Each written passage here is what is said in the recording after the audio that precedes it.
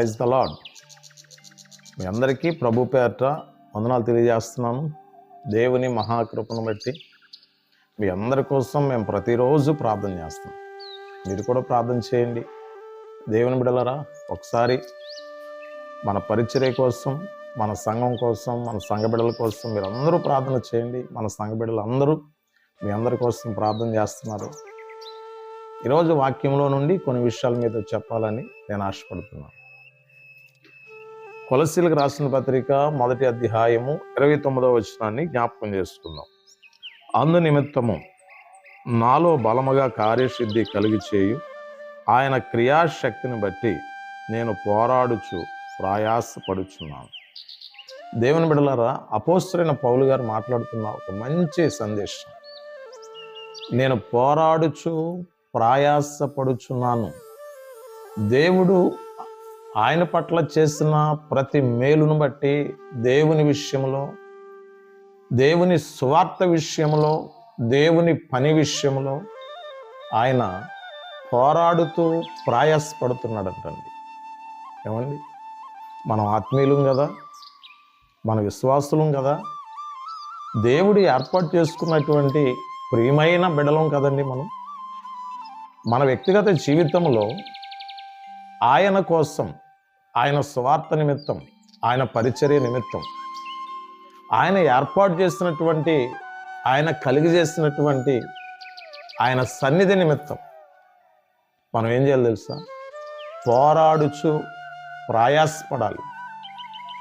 చాలామంది చూడండి, పోరాడుతూ ఉంటారు. ఎవరితో పోరాడతారు?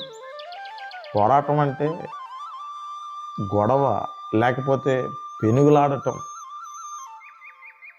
ఈరోజు చాలామంది ఆత్మీయ జీవితంలో జీవిస్తున్నప్పటికీ, విశ్వాస జీవితంలో జీవిస్తున్నప్పటికీ చాలామంది ఇతరులతో, లేక స్నేహితులతో, లేక బంధువులతో పోట్లాట్లు పోరాడుతూ ఉంటారు. దేవుని బిడ్డలారా, ఏ గొడవలు పెట్టుకుంటూ ఉంటారు. అవి దేవునికి ఇష్టమైనవి కావు.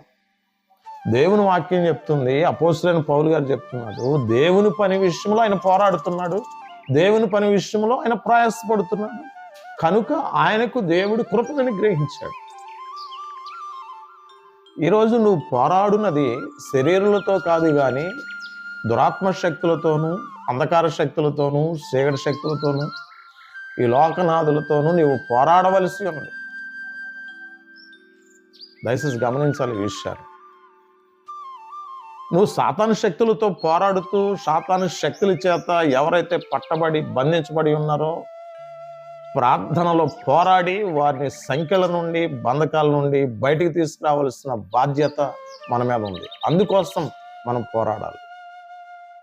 చూడండి, బైబిల్లో యాకోబు ఎబ్బేకు రేవు దగ్గర తనకు వచ్చిన కష్టాన్ని బట్టి, తనకు వచ్చిన ప్రమాదాలను బట్టి రాత్రంతా దేవునితో పెనుగులాడుతున్నాడు, రాత్రంతా దేవునితో పోరాడుతున్నాడు. ప్రభువా, నన్ను ఆశీర్వదిస్తేనే కానీ నేను విడిచిపెట్టున్నాను. తన పోరాటంలో, తన పెనుగులాటలో దేవుని బిడ్డలారా, ఖచ్చితంగా ప్రభు ఏం చేస్తారంటే యాకోబును ఆశీర్వదించాడు. మనం ఆశీర్వదించబడేంత వరకు, దీవించబడేంత వరకు దేవుని సన్నిధిలో పెనుగులాడుతూ ఉండాలి.